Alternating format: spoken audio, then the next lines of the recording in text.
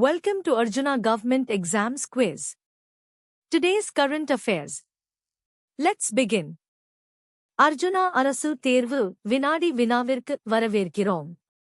இன்றைய நடப்பு நிகழ்வுகள். தொடங்குவோம். Question 1. Which country did China's President Xi Jinping pledge support to against external interference, as stated in recent news? சமீபத்திய செய்திகளின்படி வெளிநாட்டு தலையீட்டிற்கு எதிராக எந்த நாட்டிற்கு சீனா அதிபர் ஷி ஜின்பிங் ஆதரவு அளிப்பதாக உறுதியளித்தார்?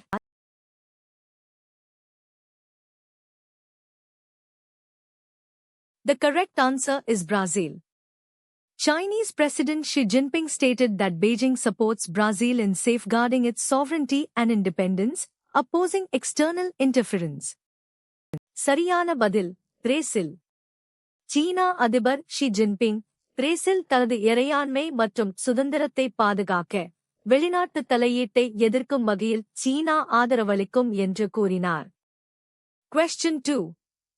According to the Saudi Defense Ministry, from which country's territory were terrorist attempts launched against Saudi Arabia? Saudi பாதுகாப்பு அமைச்சகத்தின்படி சவுதி அரேபியாவுக்கு எதிராக எந்த நாட்டின் பிரதேசத்திலிருந்து பயங்கரவாத முயற்சிகள் தொடங்கப்பட்டன?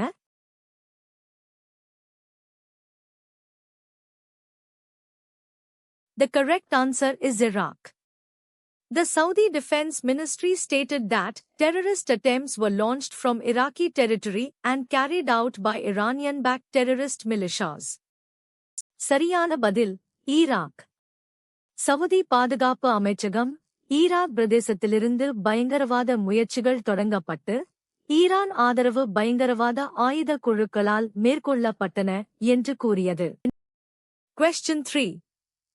Who is the president-elect of Colombia who has vowed to break diplomatic ties with Cuba and Nicaragua? Cuba மற்றும் நிகரகுவாவுடனான இராஜதந்திர உறவுகளை துண்டிக்கப் போவதாக உறுதியளித்துள்ள கொலம்பியாவின் தேர்ந்தெடுக்கப்பட்ட அதிபர் யார்?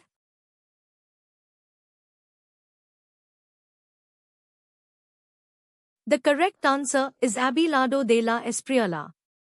Colombia's president-elect Abelardo de la Espriella said he will break ties with Cuba and Nicaragua. சரியான பதில் அபெலார்டோ D லா எஸ்பிரியல்லா. கொலம்பியாவின் தேர்ந்தெடுக்கப்பட்ட அதிபர் அபெலார்டோ டி லா எஸ்பிரியல்லா கியூபா மற்றும் நிகரகுவாவுடனான உறவுகளை துண்டிப்பதாக கூறினார். Question 4. In which Indian city is a QR-coded system for pay and park lots being experimentally launched this week? இந்த வாரம் எந்த இந்திய நகரத்தில் பணம் செலுத்தி வாகனங்களை நிறுத்தும் இடங்களுக்காக QR குறியீடு உதவியுடன் கூடிய அமைப்பு சோதனை அடிப்படையில் தொடங்கப்பட உள்ளது?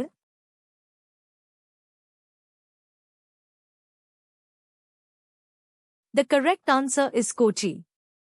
The new QR-coded system for pay and park lots is likely to be launched this week at 18 locations in Kochi. சரியான பதில் கொச்சி. பணம் செலுத்தி வாகனங்களை நிறுத்தும் இடங்களுக்கான புதிய QR குறியீடு உதவியுடன் கூடிய அமைப்பு இந்த வாரம் கொச்சியில் உள்ள 18 இடங்களில் தொடங்கப்பட உள்ளது. Question 5. Which country's president, Ahmad al-Shara, stated that his country is seeking a security deal with Israel? எந்த நாட்டின் அதிபர் அஹ்மத் அல்-ஷாரா தனது நாடு இஸ்ரேலுடன் பாதுகாப்பு ஒப்பந்தம் செய்ய முயல்வதாக கூறினார்?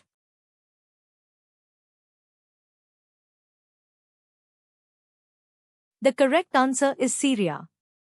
Syrian President Ahmad al-Shara told Al Jazeera that Syria was trying to involve a large group of countries to pressure Israel for a security deal. சரியான பதில் சிரியா. சிரியா அதிபர் அஹ்மத் அல்-ஷாரா சிரியா இஸ்ரேலுடன் ஒரு பாதுகாப்பு ஒப்பந்தத்திற்காக பல நாடுகளை ஈடுபடுத்த முயல்வதாக அல் ஜசீராவிடம் கூறினார். Question 6. Which Bangalore-based lender reported a Q1 net profit of 4,856 crore rupees and aims to raise up to $2.5 billion? எந்த பெங்களூருவைச் சேர்ந்த வங்கி முதல் காலாண்டில் 4,856 கோடி ரூபாய் நிகர லாபத்தை பதிவு செய்து $2.5 பில்லியன் வரை நிதி திரட்ட இலக்கு வைத்துள்ளது?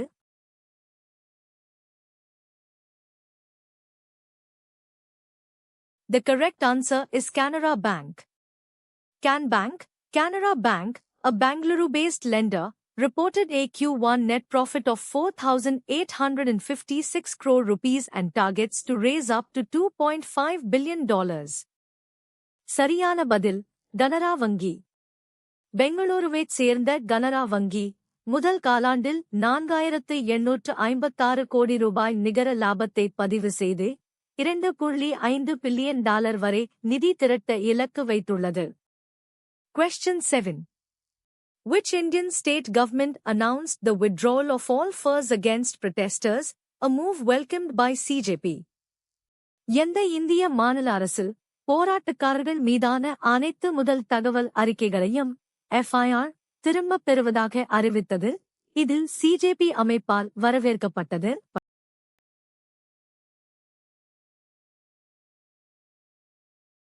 The correct answer is Bihar. The Bihar government announced the withdrawal of all furs against protesters, a decision welcomed by CJP. சரியான பதில் பீகார். பீகார் அரசு போராட்டக்காரர்கள் மீதான அனைத்து முதல் தகவல் அறிக்கைகளையும் திரும்பப் பெறுவதாக அறிவித்தது. இந்த முடிவு CJP அமைப்பால் வரவேற்கப்பட்டது. Question 8. Dibisa Mehta, who recently joined student protests, is the daughter of the revenue minister of which Indian state? அண்மையில் மாணவர் போராட்டங்களில் கலந்து கொண்ட திபிசா மஹந்தா எந்த இந்திய மாநிலத்தின் வருவாய் அமைச்சரின் மகள் ஆவார்?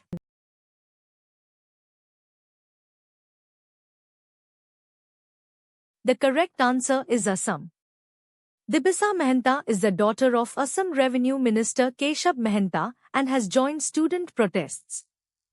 சரியான பதில் அஸ்ஸாம். திபிசா மஹந்தா அஸ்ஸாம் மாநில வருவாய் அமைச்சர் கேஷப் மஹந்தாவின் மகள் ஆவார். இவர் மாணவர் போராட்டங்களில் கலந்து கொண்டார். Question 9. The India bloc leaders discussed strategies to raise concerns during the debate on which bill related to public examinations? பொதுத் தேர்வுகள் தொடர்பான எந்த மசோதா மீதான விவாதத்தின் போது கவலைகளை எழுப்புவதற்கான உத்திகளை இந்தியா கூட்டணித் தலைவர்கள் விவாதித்தனர்?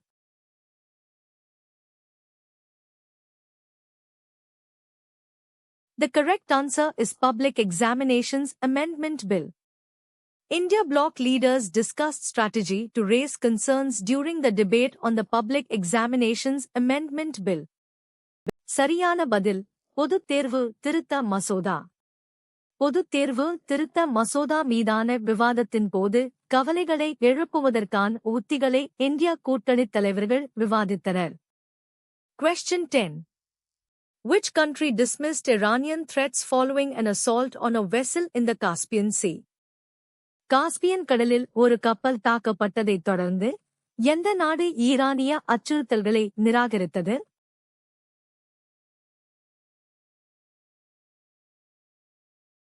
The correct answer is Ukraine.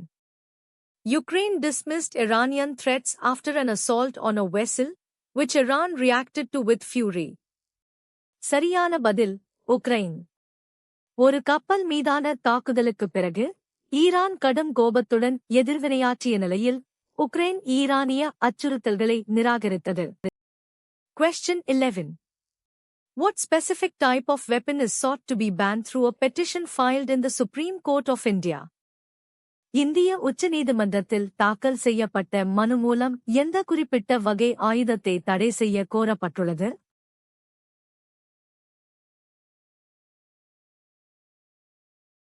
The correct answer is pellet guns. A petition in the Supreme Court seeks to ban pellet guns and ensure compensation for injuries caused by state action. சரியான பதில் pellet துப்பாக்கிகள். உச்சநீதிமன்றத்தில் தாக்கல் செய்யப்பட்ட மனு ஒன்று pellet துப்பாக்கிகளை தடை செய்ய கோருவதுடன் அரசு நடவடிக்கையால் ஏற்பட்ட காயங்களுக்கு இழப்பீடு வழங்கவும் கோருகிறது. Question 12. To which building is the Chief Minister's office being shifted due to space constraints and administrative considerations? இடப்பற்றாக்குறை மற்றும் நிர்வாக காரணங்களுக்காக முதலமைச்சரின் அலுவலகம் எந்த கட்டடத்திற்கு மாற்றப்படுகிறது?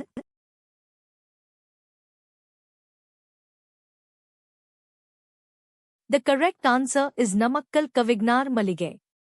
Orders were issued for shifting Chief Minister Vijay's office to Namakkal Kavignar Maligai due to space constraints. சரியான பதில் நாமக்கல் கவிஞர் மாளிகை. இடப்பற்றாக்குறை காரணமாக முதலமைச்சர் விஜயன் அலுவலகத்தை நாமக்கல் கவிஞர் மாளிகைக்கு மாற்றுவதற்கான உத்தரவுகள் பிறப்பிக்கப்பட்டன. Question 13. Which national authority recently won a major arbitration, reducing a claim from 3,177 crore rupees to 46 crore rupees? எந்த தேசிய ஆணையம் சமீபத்தில் ஒரு பெரிய நடுவர் வழக்கில் வெற்றி பெற்று 3,177 கோடி ரூபாய் உரிமைகோரலை 46 ரூபாய் கோடியாக குறைத்தது?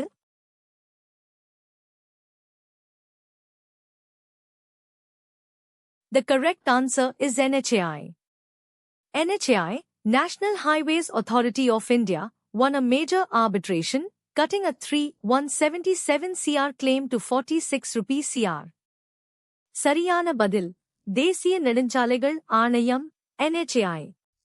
தேசிய நெடுஞ்சாலைகள் ஆணையம் NHAI ஒரு பெரிய நடுவர் வழக்கில் வெற்றி பெற்று 3,177 கோடி ரூபாய் உரிமைகோரலை 46 ரூபாய் கோடியாக குறைத்தது. Question 14.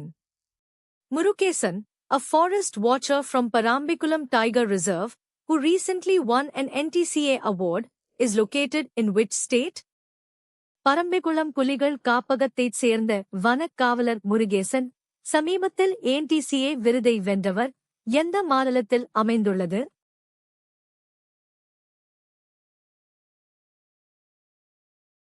The correct answer is Kerala. Forest watcher Murugesan at Parambikulam Tiger Reserve in Kerala won an NTCA award. சரியான பதில் Kerala.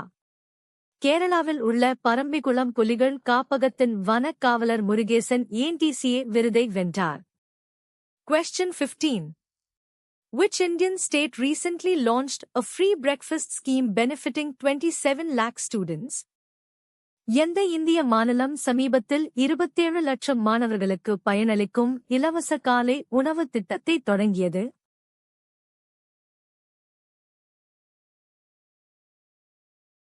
The correct answer is Tamil Nadu. Tamil Nadu launched a free breakfast scheme for 27 lakh students. சரியான பதில் தமிழ்நாடு. தமிழ்நாடு 27 லட்சம் மாணவர்களுக்கு இலவச காலை உணவு திட்டத்தை தொடங்கியது. Thanks for watching. Subscribe to Arjuna Government Exams Quiz for a new quiz every day. பார்த்ததற்கு நன்றி. தினமும் ஒரு புதிய வினாடி வினாவிற்கு அர்ஜுனா அரசு தேர்வு வினாடி வினாவை சப்ஸ்கிரைப் செய்யுங்கள்.